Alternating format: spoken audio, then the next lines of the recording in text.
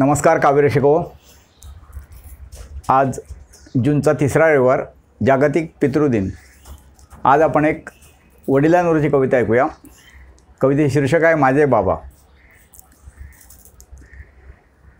आपल्या कुटुंबात आत्ता स्त्रिया घराबाहेर पडल्या गेल्या मागच्या काही वर्षात, म्हणजे एक 25-50 वर्ष। नाहीतर पूर्ण आर्थिक जबाबदारी कुटुंबाची ही घरच्या करत्या पुरुषांकडे होती।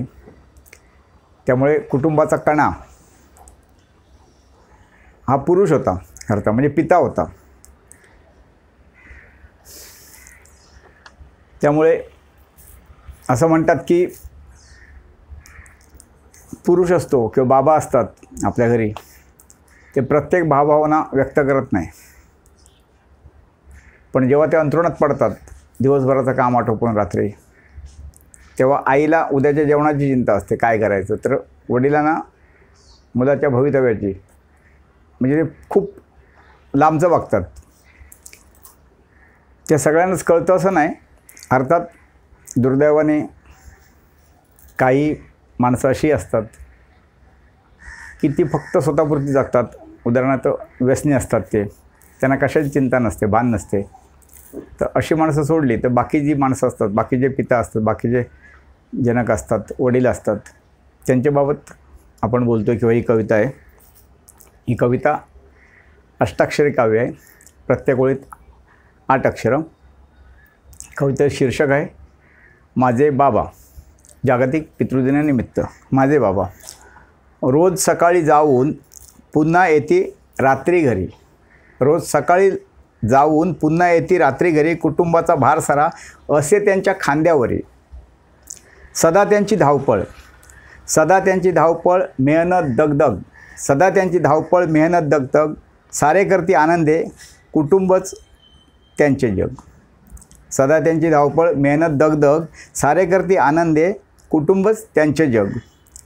सुख वाटती साऱ्यांना, सुख वाटती साऱ्यांना, दुःख ठेवती उरात, सुख वाटती साऱ्यांना, दुःख ठेवती उरात, त्यांच्यामुळेच सारे आम्ही राहू सुखाने घरात।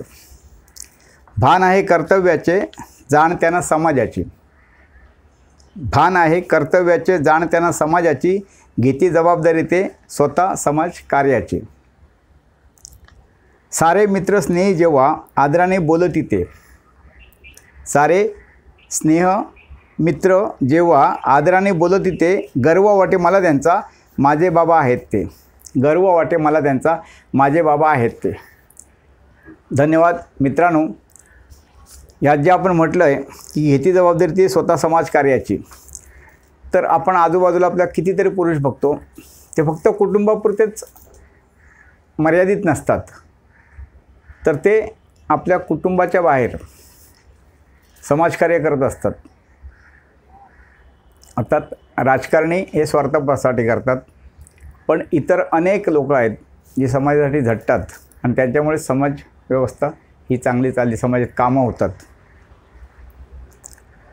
मित्रांनो, गेल्या वर्षी बाप नावाची कविता आजच्याच दिवशी म्हणजे जागतिक पितृदिन दिवशी सादर केलेली होती। ती 2य क्रमांकाची एका राज्यस्तरीय स्पर्धेत त्याला 2य क्रमांक मिळालेला होता। तर त्याची लिंकसुद्धा तुम्हाला आत्ता स्क्रीनवर दिसेल। तर ती कविता तुम्ही ऐकली नसेल तर जरूर ऐका, आणि ऐकली असेल तर पुन्हा ऐकण्याचा आनंद घ्या। आजची कविता कशी वाटली ते कमेंट करून कळवा। आवडली तर लाईक करा, आपल्या मित्रमंडळींना शेअर करा, आपल्या आईवडिलांना ऐकवा, आणि चॅनल सबस्क्राईब केले नसेल तर तो अवश्य करा। आता परत आपण 25 तारखेला भेटूया एक मालवणी कविता घेऊन। धन्यवाद।